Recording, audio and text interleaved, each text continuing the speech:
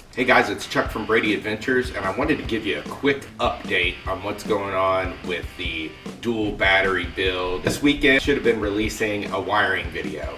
I ended up having 9 hours of video, and I'm trying to keep everything as compact as I can. I'm basically going to end up with about 6 videos that encompass all the wiring from beginning to end. First video is going to be punching through the firewall and getting the wires pulled through there.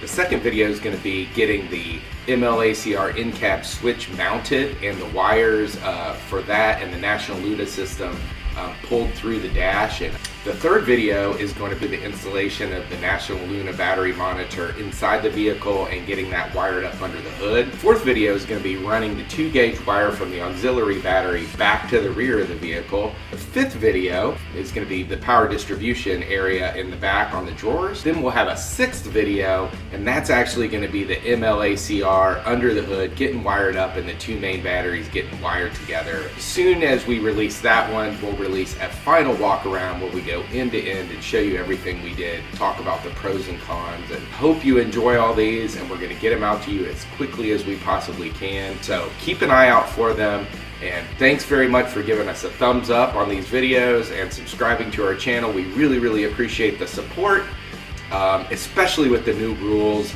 coming down from YouTube. We're really trying to push to get to that 1,000 subscriber mark before February 20th. So thanks very much, guys, and we'll be seeing you soon. If you like this video, please give us a thumbs up and consider subscribing to our channel. And always feel free to leave us any comments or questions that you might have.